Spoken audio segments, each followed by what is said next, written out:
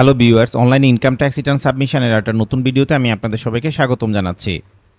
কর বর্ষ 2025-26 সালের জন্য ই রিটার্ন সাবমিশনের সিরিজ অফ ভিডিওর আমাদের আজকের পর্ব হচ্ছে ট্যাক্স এক্সেম্পটেড ইনকাম, অর্থাৎ কর অব্যাহতিপ্রাপ্ত আয়। দেখেন, কর অব্যাহতিপ্রাপ্ত আয় বলতে যেটা বোঝায় যে আয়ের উপর আপনাকে আসলে ট্যাক্স দেওয়া লাগবে না। অর্থাৎ এমন আমাদের দেশের ইনকাম ট্যাক্স অ্যাক্ট অনুসারে এমন অনেক ধরনের আয় আছে যে ধরনের আয়ের উপর আমাদেরকে ট্যাক্স দিতে হয় না, তো এদেরকে ট্যাক্স এক্সেম্পটেড ইনকাম বলা হয়। ধরেন যে আপনি দেশের বাইরে থেকে যে ফরেন রেমিটেন্সটা পাঠাচ্ছেন সেটার উপর আসলে ট্যাক্স দেওয়া লাগে না, বা একজন সরকারি চাকরিজীবী উনি পেনশনের সময় যে টাকাটা পায় সেটার উপর আসলে ট্যাক্স দেওয়া লাগে না, বা একজন প্রাইভেট সার্ভিস হোল্ডার উনি যখন চাকরিটা ছেড়ে দেবে, সেপারেশন হয় বা রিটায়ারমেন্টে যায়, ওই সময় উনি রিকগনাইজ প্রভিডেন্ট ফান্ড থেকে যে টাকাটা পায় সেটার উপর ট্যাক্স দেওয়া লাগে না। তো এই অনেক ধরনের ইনকাম যেগুলোর উপর আসলে ট্যাক্স দেওয়া লাগে না এদেরকে ট্যাক্স এক্সেম্পটেড ইনকাম বলা হয়। তো এই ট্যাক্স এক্সেম্পটেড ইনকামগুলো আমাদের দেশের ইনকাম ট্যাক্স রিটার্নের মানে অনলাইন ইনকাম ট্যাক্স রিটার্নে দেখানোর আলাদা একটা প্রসেস আছে, একটা নিয়ম আছে। সো আজকে আমরা এই অনলাইন ইনকাম ট্যাক্স রিটার্নে কীভাবে আপনি ট্যাক্স এক্সেম্পটেড ইনকামগুলো দেখাবেন, বা ট্যাক্স এক্সেম্পটেড ইনকাম যদি আপনার কোনো ধরনের থেকে থাকে সেটা আসলে কীভাবে আপনি আপনার রিটার্নের মধ্যে আনবেন সেটা নিয়ে ডিটেলস কথা বলার চেষ্টা করব। চলুন শুরু করি।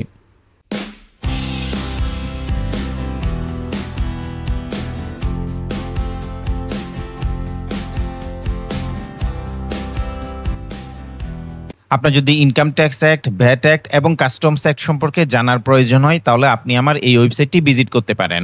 Income tax act, VAT act এবং কাস্টমস অ্যাক্ট ছাড়াও বিভিন্ন এসআরও, সাধারণ আদেশ, বিশেষ আদেশ, বিধিমালা বা আইনের তফসিলগুলো আমাদের বিভিন্ন সময় প্রয়োজন হয়।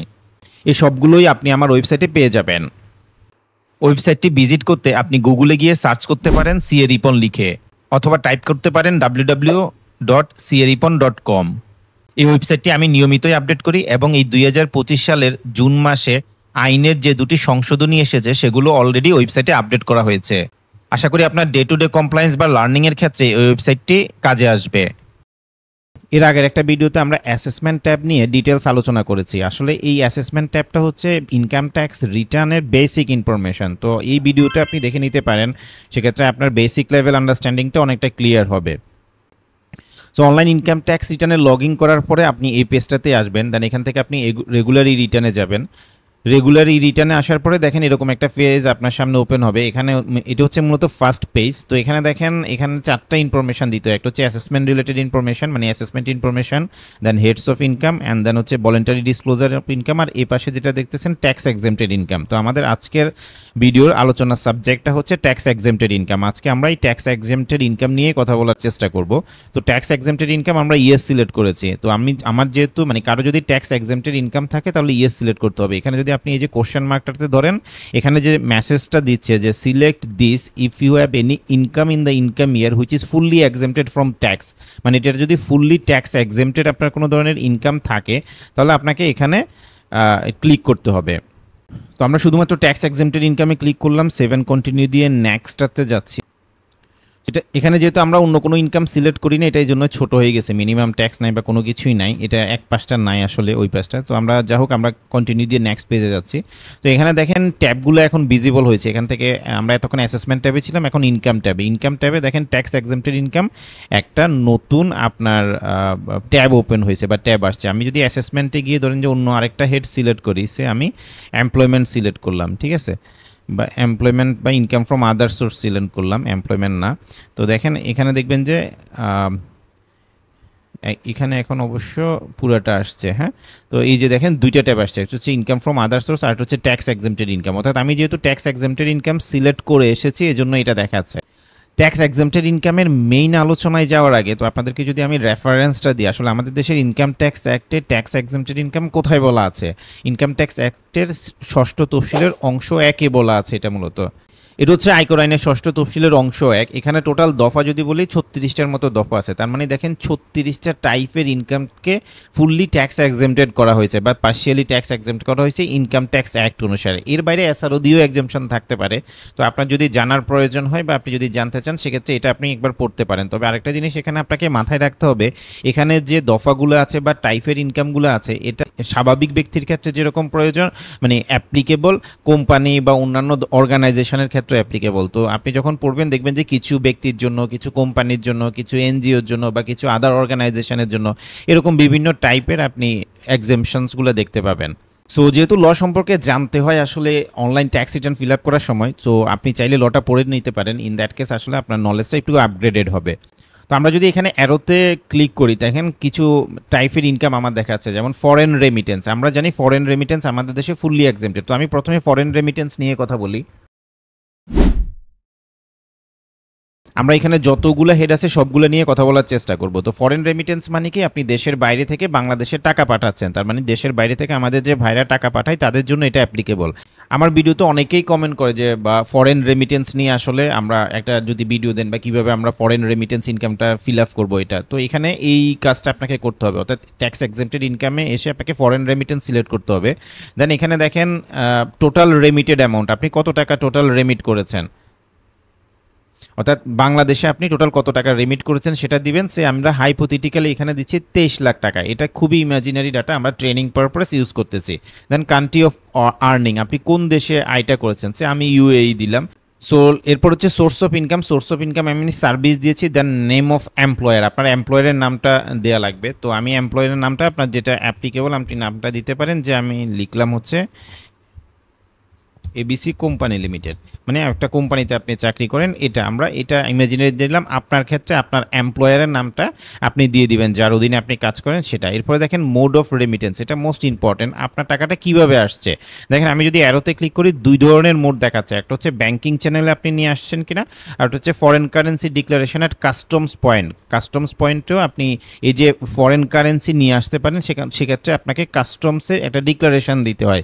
তো এই দুইটার মধ্যে যে কোনোভাবে যদি আপনি নিয়ে আসেন সেক্ষেত্রে আপনাকে এটা সিলেক্ট করতে হবে। তো যেটা আসলে ব্যাংকিং চ্যানেলটা সবচেয়ে বেশি ইউজ হয়, তো ব্যাংকিং চ্যানেল আপনি সিলেক্ট করার পরে দেখেন এখানে যেটা আসছে ব্যাংকের নাম বা মানি ট্রান্সফার এজেন্সির নাম। অনেক সময় আপনি দেখবেন অনেকে মানি ট্রান্সফার এজেন্সিগুলোর থ্রুতে টাকা পাঠায়। তো এজেন্সির থ্রু থেকে যদি কেউ টাকা পাঠায় সেক্ষেত্রে এজেন্সির নামটা দিতে হবে, আর ব্যাংক হলে ব্যাংকের নাম দিতে হবে। তো আমি হাইপোথেটিক্যালি ব্র্যাক ব্যাংকের নামটা দিলাম। সো নেক্সট হচ্ছে অ্যাকাউন্ট নেম, আপনাকে অ্যাকাউন্ট নেমটা দিতে হবে যে অ্যাকাউন্টের থ্রুতে আপনি আসলে রেমিটেন্সটা করেছেন। দেখেন দেন অ্যাকাউন্ট নেমটা দিলেন, দেন হচ্ছে অ্যাকাউন্ট নাম্বারটা। তো আমি একটা ধরেন যে হাইপোথেটিক্যাল একটা অ্যাকাউন্ট নাম্বার এখানে দিলাম।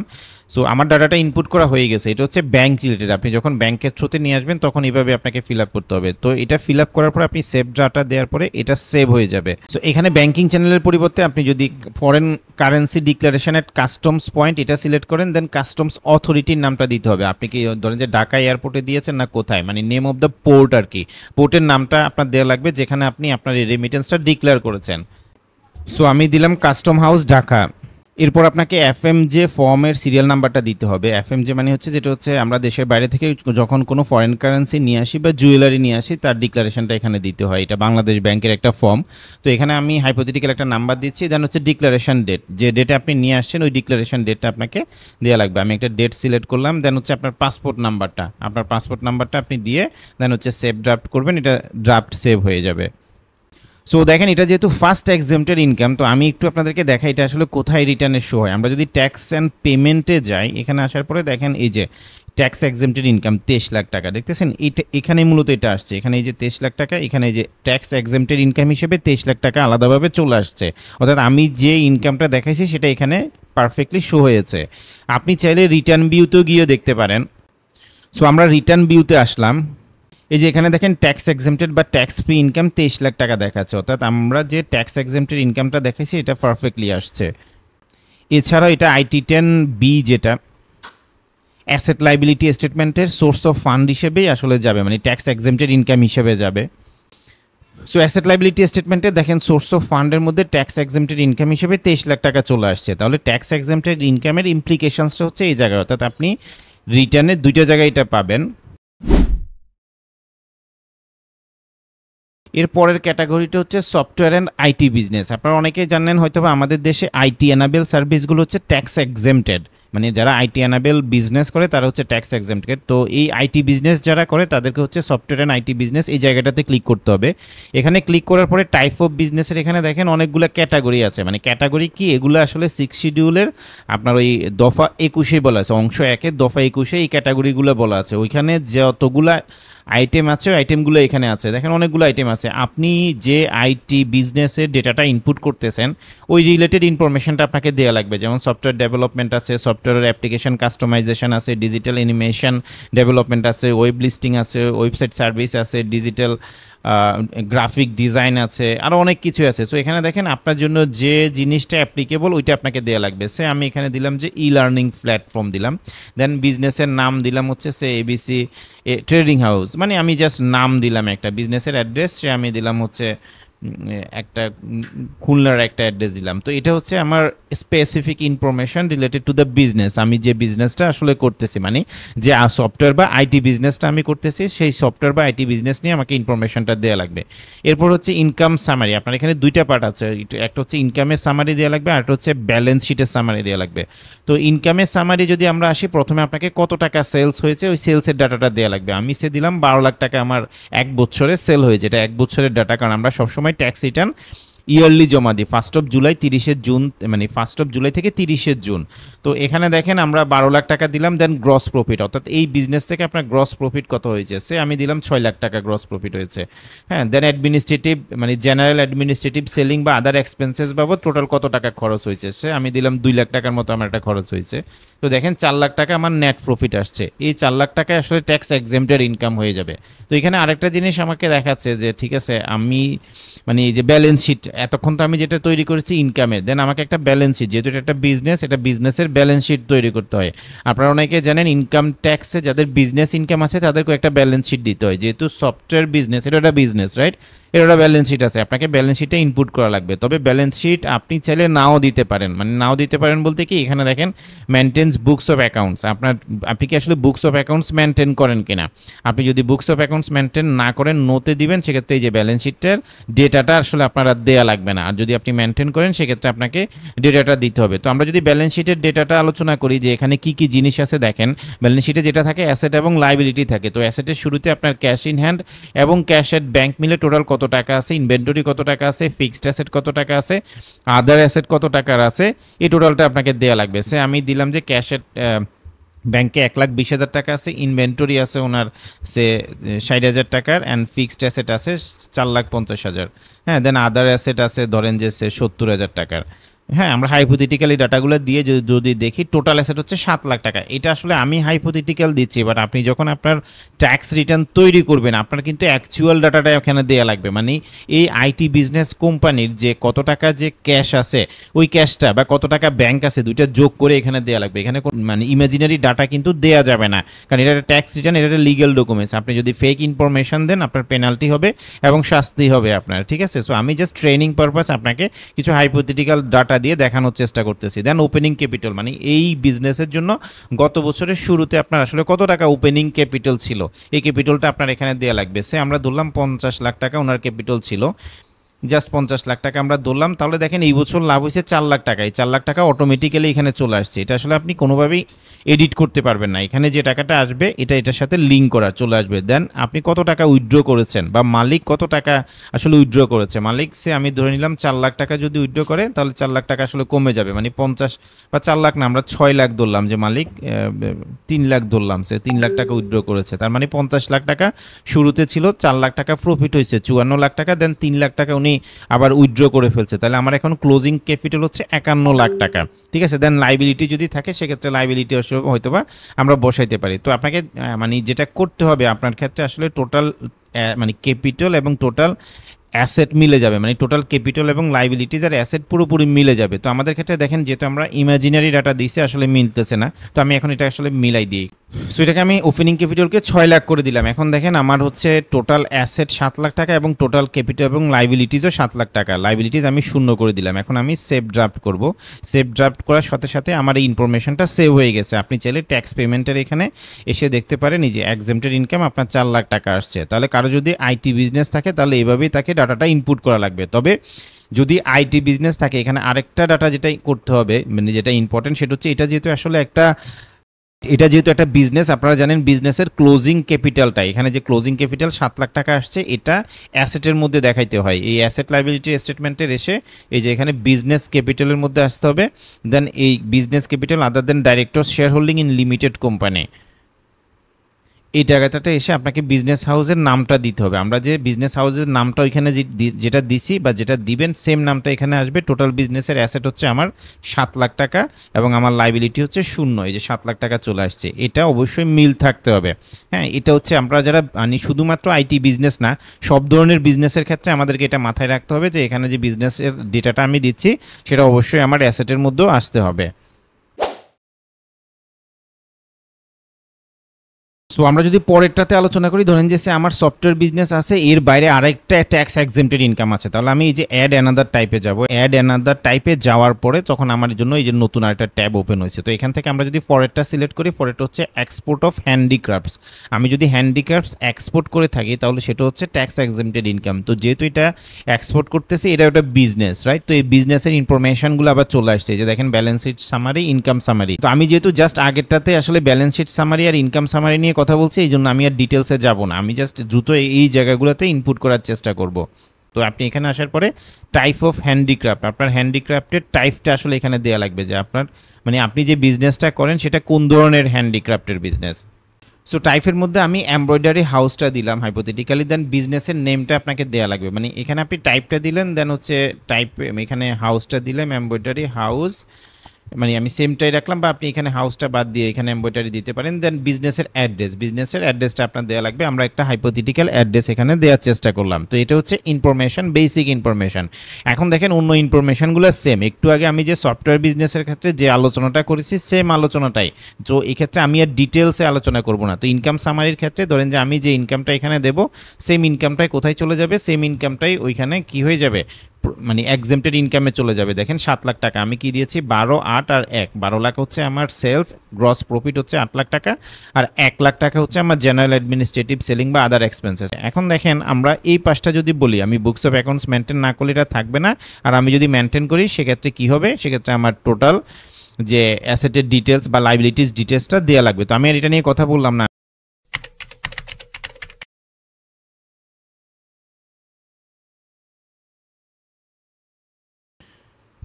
সো আমি যদি পরেরটা নিয়ে কথা বলি, পরেরটা হচ্ছে আসলে income from tax exempted bond বা সিকিউরিটিজ। আমাদের দেশে কিছু বন্ড বা সিকিউরিটিজ আসে যেগুলো আসলে ট্যাক্স এক্সেম্পটেড, যেমন দফা 18-তে যেটা দেয়া আছে, ওই যে earners development bond, US dollar premium bond, এই জাতীয় বিভিন্ন বন্ডগুলো হচ্ছে আমাদের দেশে ট্যাক্স এক্সেম্পটেড। তাহলে এই বন্ডগুলো যাদের আছে তাদেরকে এখানে এসে আসলে বন্ডের ডিটেলসটা তাকে দেয়া লাগবে। তো এখানে যেটা প্রথমে নেম অফ দ্য বন্ড বা সিকিউরিটি, মানে আপনার যে বন্ডটা নিয়েছেন সেই বন্ডের নামটা এখানে আপনার দিতে হবে। দেন ইস্যু ডেট, এই বন্ডটা কবে ইস্যু হয়েছে সেটার ইস্যু নাম্বারটা এখানে দেওয়া লাগবে, ইস্যু ডেটটা দেওয়া লাগবে, ইস্যুইং অথরিটি বা অফিস যারা আছে তার অফিসের ডিটেলস দেওয়া লাগবে, ভ্যালুটা দেওয়া লাগবে, ডেট অফ ম্যাচুরিটি, মানে এই বন্ডটা কবে ম্যাচুরিড হবে, ম্যাচুরিটি ডেটটা দিতে হবে। দেন আপনি গ্রস ইন্টারেস্ট কত পেয়েছেন, এই রিলেটেড খরচ হয়েছে কিনা।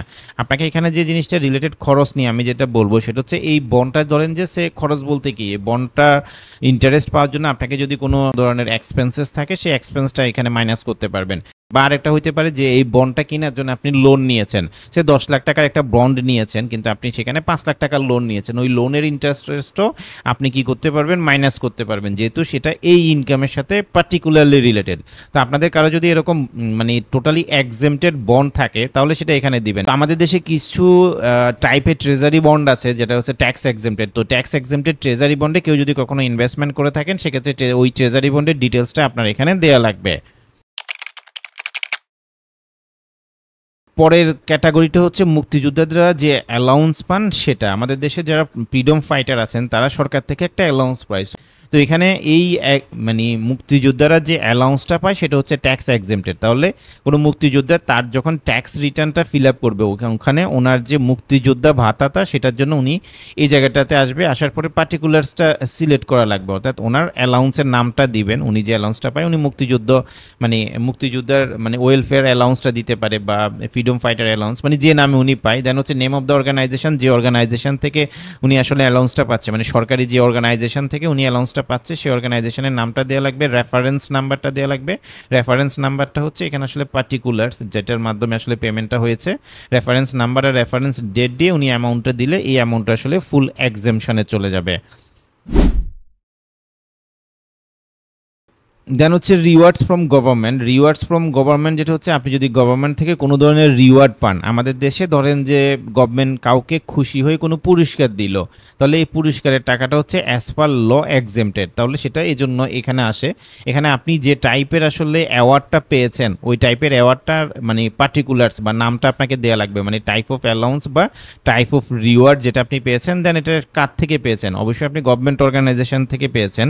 যে অর্গানাইজেশনের থ্রুতে আসলে আপনাকে রিওয়ার্ডটা দেওয়া হয়েছে অর্গানাইজেশনের নামটা আপনার দেওয়া রাখবে, মানে রিওয়ার্ডের রেফারেন্স নাম্বার, অবশ্যই আপনাকে রিওয়ার্ডটা দিবে একটা মেমো বা কিছু তো থাকবে, লেটার থাকবে, গ্র্যান্টিং লেটার থাকতে পারে।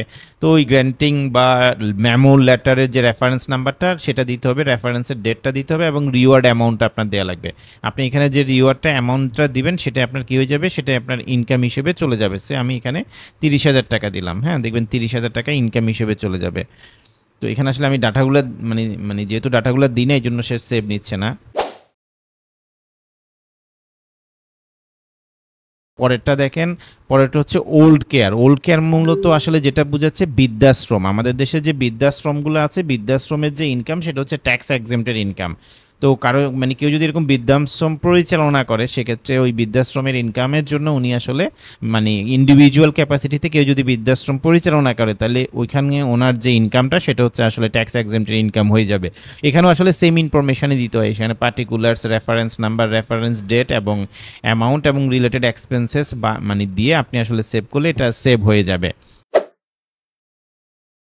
দেন পরেরটা হচ্ছে ইনকাম ফ্রম প্রাইজ। আপনি যদি কোনো পুরস্কার পেয়ে থাকেন ওই পুরস্কারের ডিটেলসটা এখানে দেওয়া লাগবে। আপনি যদি সরকার বা মানে বাংলাদেশি সরকার বা বিদেশি কোনো সরকার থেকেও যদি আপনি পুরস্কার পেয়ে থাকেন সেক্ষেত্রে আমাদের দেশের ইনকাম ট্যাক্স অ্যাক্ট অনুসারে এটা ট্যাক্স এক্সেম্পটেড ইনকাম। এটা আগে ছিল না, আমরা দেখেছি ফাইন্যান্স অ্যাক্ট 2025 অনুসারে এটাকে অ্যাকোমোডেট করা হয়েছে, মানে আইনে এটা আনা হয়েছে। সো এখানে এসে আপনাকে সিলেক্ট করতে হবে যে আসলে আপনি কোন ধরনের প্রাইজটা পেয়েছেন। এখানে দেখেন নোবেল প্রাইজ আছে, হ্যাঁ ব্রুকার প্রাইজ আছে, এরপরে হচ্ছে যে একাডেমি অ্যাওয়ার্ড আছে, গ্র্যামি অ্যাওয়ার্ড আছে, এরকম বিভিন্ন টাইপের অ্যাওয়ার্ড আছে। সো রেসপেক্টিভ যে অ্যাওয়ার্ডটা কেউ যদি পেয়ে থাকে সেক্ষেত্রে তাকে ওই অ্যাওয়ার্ডটা সিলেক্ট করতে হবে। সিলেক্ট করার পরে যে রেফারেন্স নাম্বার, রেফারেন্স ডেট দিয়ে আসলে নেট ইনকামের অ্যামাউন্টটা দেওয়ার লাগবে।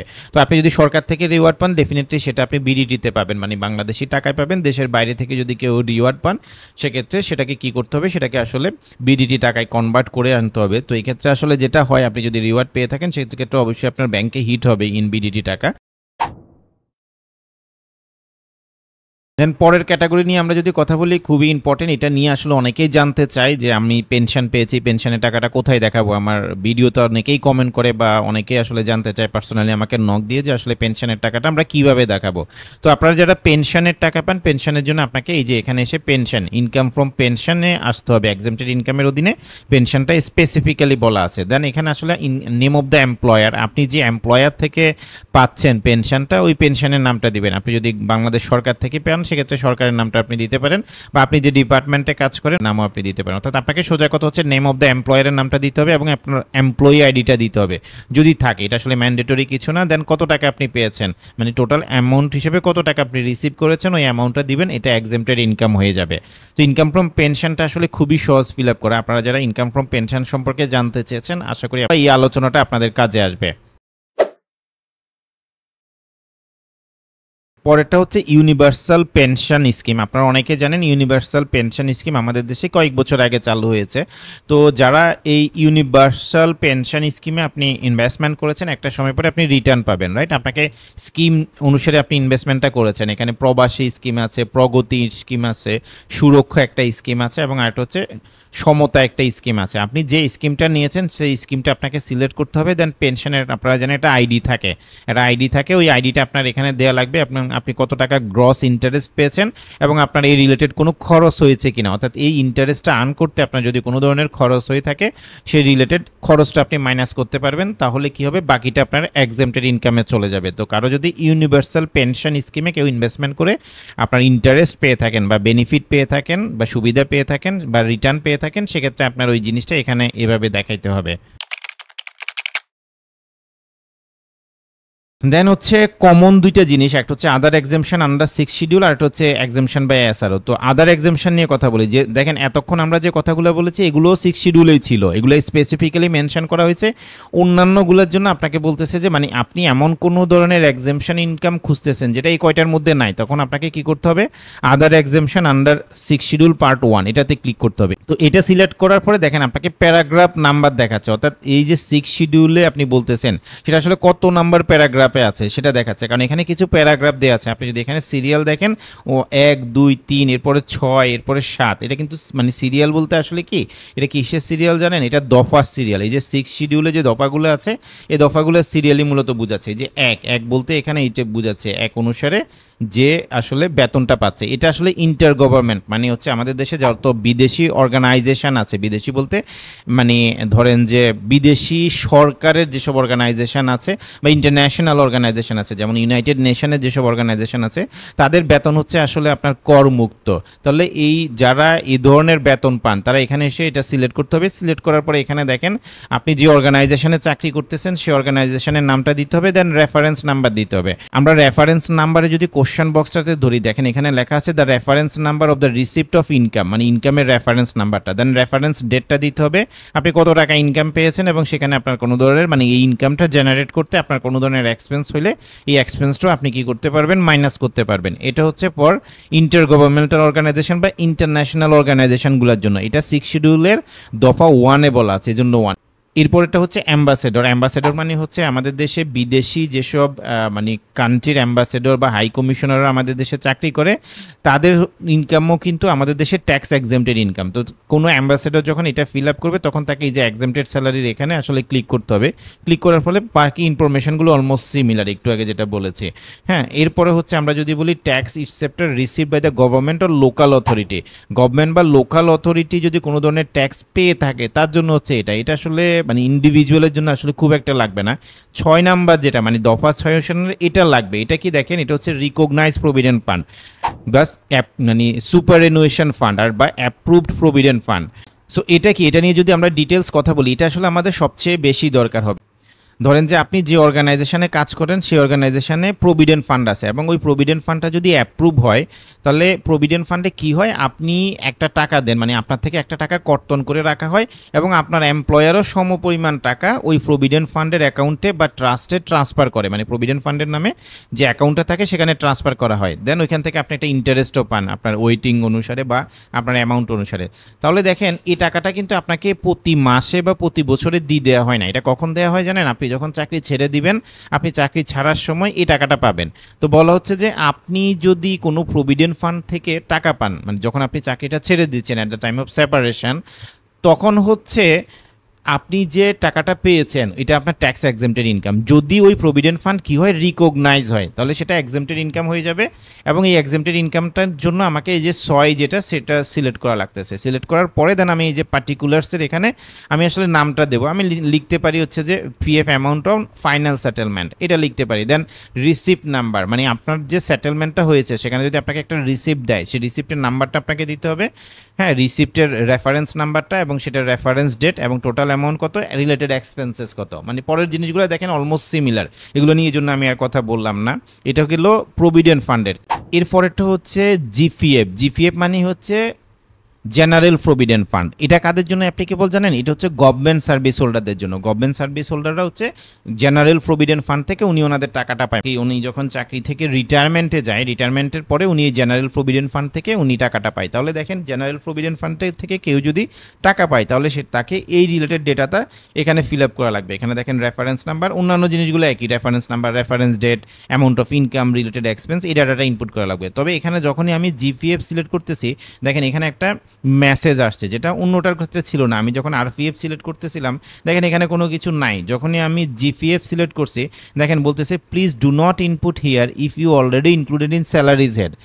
কোনো সরকারি চাকরিজীবী যদি উনি এই যে জেনারেল প্রভিডেন্ট ফান্ডের টাকা উনি অলরেডি স্যালারি হেডে যদি উনি দেখাই থাকে, সেক্ষেত্রে এখানে আবার আলাদাভাবে সিলেক্ট করার বা ইনফরমেশন দেওয়ার বা ডেটা দেওয়ার কোনো দরকার নাই। এই কথাটা এখানে আসছে, please do not input here if already included in salaries head. আপনি যদি অলরেডি স্যালারিজ হেডে দিয়ে থাকেন সেক্ষেত্রে আলাদাভাবে আসলে এখানে আবার নতুন করে দেওয়ার কোনো কিছু নাই, এটা এখানে বলার চেষ্টা করতেছে। এরপর হচ্ছে ভলেন্টারি রিটায়ারমেন্ট বেনিফিট, এটাও গভর্নমেন্ট সার্ভিস হোল্ডারদের জন্য অ্যাপ্লিকেবল বা স্বায়ত্তশাসিত প্রতিষ্ঠানের জন্য অ্যাপ্লিকেবল। আমি যদি লটা দেখাই, দেখেন আটে কি বলা আছে, সরকারি সংস্থা, স্থানীয় কর্তৃপক্ষ মানে হচ্ছে সিটি কর্পোরেশন, পৌরসভা, ইউনিয়ন পরিষদ, হ্যাঁ, এগুলোকে স্থানীয় কর্তৃপক্ষ বলে, বা স্বায়ত্তশাসিত বা আধা স্বায়ত্তশাসিত সংস্থা বা তাহাদের কোনো নিয়ন্ত্রিত ইউনিট সমূহ বা প্রতিষ্ঠান সমূহের কোনো কর্মচারী কর্তৃক স্বেচ্ছায় অবসর গ্রহণের সময় এই উদ্দেশ্যে সরকার কর্তৃক অনুমোদিত কোনো পরিকল্প অনুসারে যে টাকাটা দেয়া হয় সেটা হচ্ছে আসলে ভলেন্টারি রিটায়ারমেন্টে যায়। তার মানে এখানে ভলেন্টারি রিটায়ারমেন্ট এটাও আসলে গভর্নমেন্ট সার্ভিস হোল্ডার বা এই ধরনের মানে এতক্ষণ যেটা আমি বললাম এই ধরনের অর্গানাইজেশনগুলোর ক্ষেত্রেও অ্যাপ্লিকেবল, অর্থাৎ এটাও আপনি গভর্নমেন্ট থেকেই পাবেন। তো এখানেও নিচের ইনফরমেশনগুলো সেমই, reference number, reference date, income এবং রিলেটেড এক্সপেন্সেস। দেখা হচ্ছে capital gain receive from firm, এটা আসলে মানে ক্যাপিটাল গেইন যদি আপনি ফার্ম থেকে রিসিভ করেন তাহলে আসলে এটা আপনার জন্য মানে ট্যাক্স এক্সেমশন হয়। তো এখানে দেখেন যে ইনফরমেশনগুলো দিতে হবে, সেখানে প্রথমে হচ্ছে নেম অফ দ্য ফার্ম, আপনাকে ফার্মের নামটা দিতে হবে, ফার্মের টিন নাম্বারটা দিতে হবে, রেফারেন্স ডেট দিতে হবে, ইনকাম কত এবং এক্সপেন্সেস কত। যদিও এটা এই বছরই থাকবে, এটা কারণ এটা অলরেডি পরিবর্তন করা হয়েছে, আমরা দেখেছি ফাইন্যান্স অ্যাক্ট 25 এটা পরিবর্তন করা হয়েছে, আগামী বছর হয়তো বা এই নামটা চেঞ্জ হয়ে যাবে। এরপরেটা হচ্ছে income receive as a member of Hindu undivided family. Hindu undivided ফ্যামিলির যারা মেম্বার আছে তারা যে মানে আনডিভাইডেড ফ্যামিলি থেকে মানে যে পোর্শনটা পায় সেটা আসলে ওনার ইনকাম হিসেবে আসে না। তো এই জন্যই হিন্দু আনডিভাইডেড ফ্যামিলির যারা মেম্বার আছে তাদেরকে এই ডাটাটা ফিল আপ করতে হয়। তো HUF রিলেটেড, HUF মানে হচ্ছে Hindu undivided family, HUF related যে ইনফরমেশনটা ফিল আপ করতে হয়, নেম অফ দ্য HUF, তার 3 নাম্বার, রেফারেন্স ডেট, ইনকাম এবং এক্সপেন্সেস, অর্থাৎ পরেরগুলো আসলে সব ক্ষেত্রে একই রকম।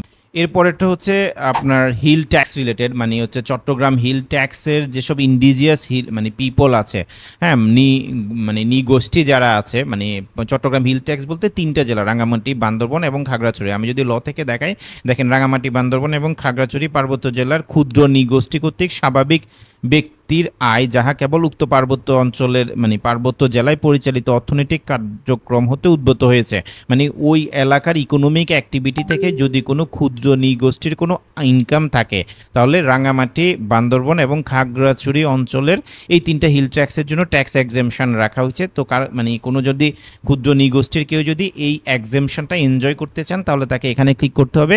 ক্লিক করার পরে উনি এখানে পার্টিকুলার্সটা দিবে, উনি কোন ধরনের আসলে ইকোনমিক অ্যাক্টিভিটিটা রান করে পার্টিকুলার্সটা ওনাকে দেওয়া লাগবে। দেন হচ্ছে receipt, reference number, reference date, income এবং রিলেটেড এক্সপেন্সেসটা ফিল আপ করা লাগবে।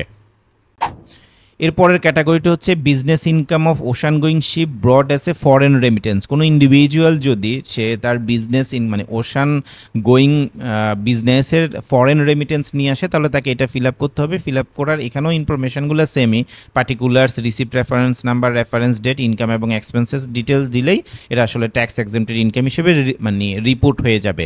এখন দেখেন এখানে আমরা অনেক কিছু আলোচনা করেছি, রাইট, এর আগে সহ বা এখন সহ। এর মধ্যেও যদি আপনার আসলে এমন কোনো ট্যাক্স এক্সেম্পটেড ইনকাম থাকে যেটা এটার মধ্যে না আসলো, তখন আপনি এই যে এনি আদার এক্সেমশনে গিয়ে সেটা আসলে দিতে পারেন। এখানে ইনকামটা দিতে হবে, পার্টিকুলার্সটা দিয়ে দেন আবার অ্যামাউন্ট অফ ইনকাম আসছে। আসলে এখানে ইনকামটা 2বার কেন আসছে আমি জানি না, হয়তো বা কোনো ভুল হইতে পারে, কারণ আমরা দেখেছি যে এনবিআর এটা প্রচুর পরিমাণে আপডেট করে। তো এই ভিডিওটা যেদিন আমি আসলে রেকর্ড করতেছি আজকে 17ই সেপ্টেম্বর, আমি এখানে ইনকামটা 2বার দেখতেছি।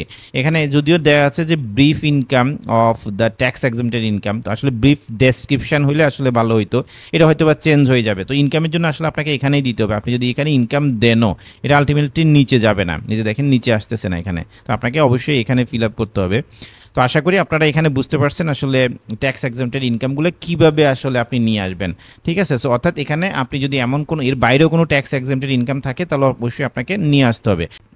আচ্ছা, আমরা যদি এরপরে এখানে আরেকটা আমাদের বাকি ছিল সেটা হচ্ছে এসআরও। আপনার যদি কোনো এসআরও দিয়ে ট্যাক্স এক্সেমশন দেওয়া হয় এবং আপনি যদি সেটা এনজয় করেন সেক্ষেত্রে আপনাকে এসআরও নাম্বারটা দিতে হবে, এসআরওর ডেটটা দিতে হবে, আসলে কোন এসআরও থ্রুতে আসলে আপনি এটা এনজয় করতেছেন। দেন ডেসক্রিপশন দিতে হবে, আপনার ইনকামের ডেসক্রিপশন দিয়ে দেন হচ্ছে reference number, amount of income দিয়ে আপনি এখানে ক্লোজ করতে পারেন, অর্থাৎ আপনি এক্সেমশনের এসআরওটাও এখানে দেখাইতে পারেন। ইন দ্যাট কেস আপনাকে অবশ্যই এসআরওর রেফারেন্সটা দিতে হবে, আদারওয়াইজ ট্যাক্স অথরিটি তো আসলে বুঝতে পারবে না আপনি কোন এসআরও থ্রুতে আসলে এই এক্সেমশনটা ক্লেম করতেছেন, কারণ অনেকগুলো এসআরও তো থাকতে পারে। ঠিক আছে, সো এই হচ্ছে ট্যাক্স এক্সেমটেড ইনকামের ডিটেলস। আমি যদি বলি, আমি চেষ্টা করেছি সবগুলো হেড নিয়ে আলোচনা করার।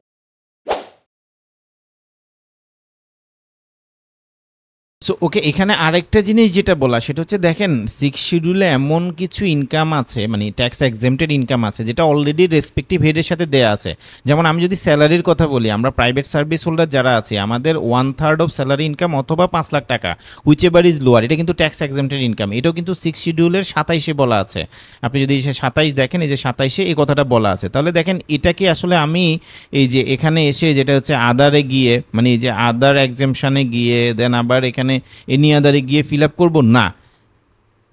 এটা কারণ এটা অলরেডি এই যে ইনকাম ফ্রম এমপ্লয়মেন্টের মধ্যে কি আছে এটা অলরেডি ধরা আছে, আমাকে নতুন করে এটা আসলে আদারের মধ্যে ইনপুট করার কোনো দরকার নাই। তার মানে আমি এটা বোঝানোর চেষ্টা করতেছি আপনি অল এক্সেমশনস আসলে এখানে দেখাই ফেলবেন, জিনিসটা এরকম না। যদি কোনোটা আসলে অন্য কোনো আপনার হেডের সাথে থাকে সেটাও আপনাকে কনসিডারেশনে নিতে হবে। একটা তো বললামই ইনকাম ফ্রম এমপ্লয়মেন্ট ওইখানে আছে, আরেকটা উদাহরণ যদি বলি সেটা হচ্ছে এগ্রিকালচারাল ইনকাম। আমাদের দেশে যাদের এগ্রিকালচারাল ইনকাম আছে, মানে কৃষি হইতে আয় আছে, তারা 5 লাখ টাকা পর্যন্ত এক্সেমশন পায় শুধু কৃষি হইতে আয়। যেমন এটা হচ্ছে আপনার 20-এ বলা আছে, দফা 20-এ। আমি যদি 20টা দেখাই, এই যে দেখেন কৃষি হইতে আয়ের ক্ষেত্রে 5 লাখ টাকা এক্সেমশন পাবে, তবে তার আরেকটা ইনকাম থাকতে পারে সেটা হচ্ছে আর্থিক পরিসম্পদ থেকে আয়। মানে কোনো কৃষকের দুইটা আয় আছে, একটা হচ্ছে কৃষি থেকে আয় আর হচ্ছে আর্থিক পরিসম্পদ থেকে আয়, অন্য কোনো আয় নাই, সেক্ষেত্রে সে 5 লাখ টাকা এক্সেমশন পাবে। কিন্তু তার যদি আবার দেখা যাচ্ছে ইনকাম ফ্রম আদার সোর্স থাকে তাহলে কিন্তু সে আবার পাবে না, মানে কৃষি খাতে আয়ও আছে আবার ইনকাম ফ্রম আদার সোর্সও আছে, সেক্ষেত্রে 5 লাখ টাকা এক্সেমশন পাবে না। এটা শুধুমাত্র তখনই পাবে যার কৃষি খাতে আয় থাকতে পারে প্লাস আর্থিক পরিসম্পদ খাতে আয় থাকতে পারে। আর্থিক পরিসম্পদ না থাকলে শিউরই পাবে, বাট অন্য ইনকাম হিসেবে আর্থিক পরিসম্পদ থাকতে পারে। তাহলে এটা যখন আপনি এনজয় করতে চাইবেন, এটা অটোমেটিক্যালি এই এগ্রিকালচারাল ইনকামের মধ্যে কি করা আছে, এটা এগ্রিকালচারাল ইনকামের মধ্যে অলরেডি ক্যাপচার করা আছে। আপনি এগ্রিকালচারাল ইনকামের ডিটেলসে আমি এটা আলোচনা করেছি বা আলোচনা করব। তো ট্যাক্স এক্সেমটেড ইনকামগুলো কোথায় আসে বা কিভাবে রিটার্ন আসে এটা আমি অলরেডি আলোচনা করেছি, এটা নিয়ে আর সময় বাড়াবো না।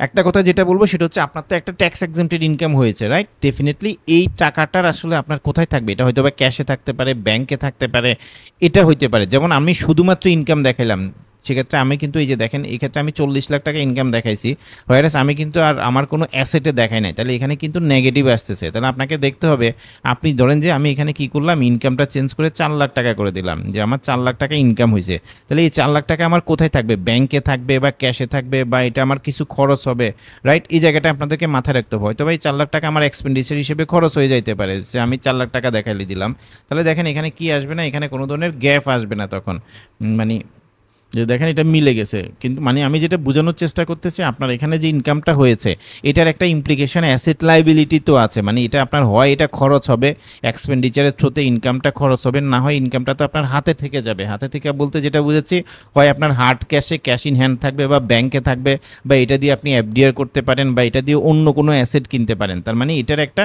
অ্যাসেটেরও একটা রিফ্লেকশনস এখানে অবশ্যই থাকবে এই এক্সেমটেড ইনকামের সাথে। তো আপনি না হয় দেখবেন যে এখানে অ্যাসেট লাইবিলিটি স্টেটমেন্টে একটা ডিফারেন্স আসতেছে, তাহলে আপনি রিটার্ন যখন সাবমিশন করবেন এটা একটু দেখবেন যাতে এই ধরনের কোনো ডিফারেন্সটা না আসে, অর্থাৎ রেসপেক্টিভ ডাবল এন্ট্রিটা যাতে আপনার ঠিক থাকে। সো এই ছিল ট্যাক্স এক্সেমটেড ইনকাম নিয়ে আমার ডিটেলস আলোচনা। আমি আশা করি ভিডিওটা আপনাদের কাছে ভালো লেগেছে। আপনাদের যদি কোনো কোশ্চেন থাকে আপনারা করতে পারেন, ইভেন আপনি চাইলে এই ফেসবুক গ্রুপটাতে জয়েন করেও কোশ্চেন করতে পারেন, আমরা চেষ্টা করব আপনার কোশ্চেনের অ্যান্সার দেওয়ার জন্য। ফেসবুক গ্রুপের লিঙ্ক আপনি ডেসক্রিপশন বক্সে পেয়ে যাবেন।